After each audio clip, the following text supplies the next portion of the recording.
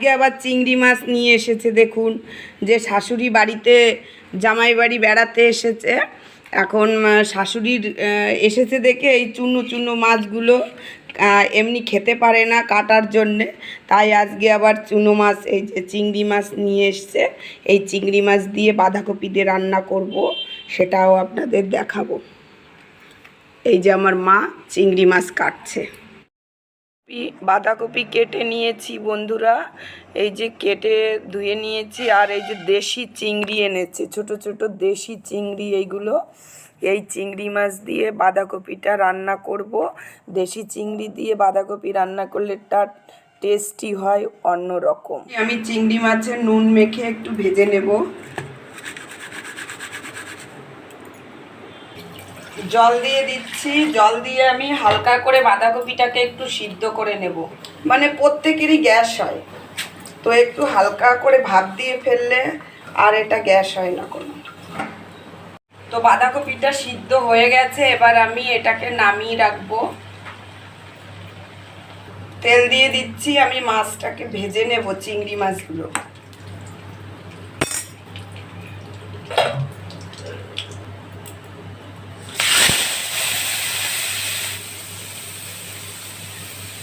আর একটু তেল দিয়ে দিলাম, তেলটা কম হয়ে গেছে।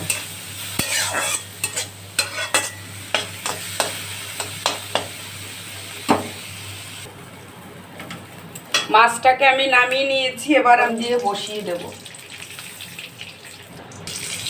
তেজপাতা জিরে ফোড়ন দেব।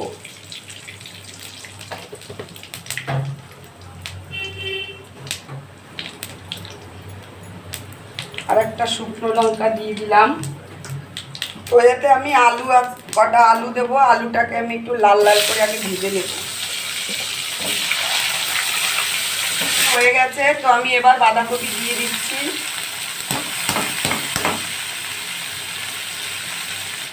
টমেটো দিয়ে দিলাম, আদা বাটা দিয়ে দিলাম। আমি আদা বাটা দেব। এবার হচ্ছে একটু হলুদ দিয়ে দেব, আর দেব হচ্ছে জিরে আর ধনে একসঙ্গে আমি গুঁড়ো করে রেখেছি, সেই গুঁড়ো 1 চামচ আমি দিয়ে দিচ্ছি।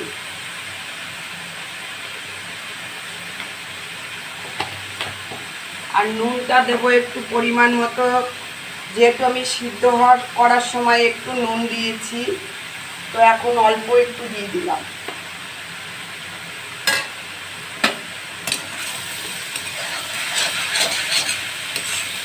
ঢেকে দিচ্ছি।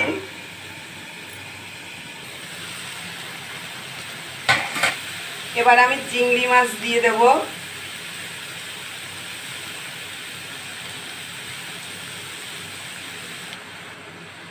চিনি দিলাম, লঙ্কা দিচ্ছি।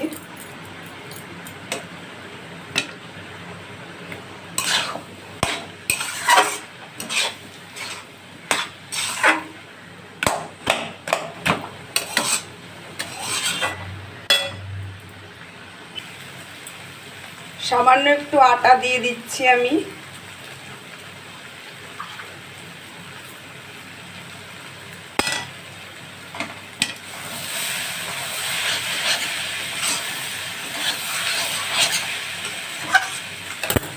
তো প্রায় বাঁধাকপির তরকারি হয়ে এসেছে। আমি এখন এতে নামানোর আগে ধনের পাতা দিয়ে দেবো। যে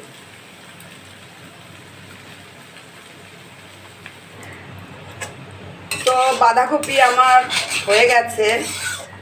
বাঁধাকপির তরকারি থেকে দারুণ সেন্ট বেরিয়েছে, ধনের পাতা দিয়েছি তো। কেবলই একটু শীত শীতের ওয়েদার আসছে, দারুণ গন্ধ হয়েছে। তো আমি এই তরকারি এখন নামিয়ে দেব। আমার রেডি। এখন এই বাঁধাকপির তরকারি গরম ভাতে খেতে হবে, রুটি দিয়ে খেলেও টেস্টি লাগবে, লুচি দিয়ে খেলেও টেস্টি লাগবে। তো বন্ধুরা, নতুন চ্যানেল, সাবস্ক্রাইব অবশ্যই করবেন, লাইক করবেন, কমেন্টস করতে ভুলবেন না। Tata, bye bye.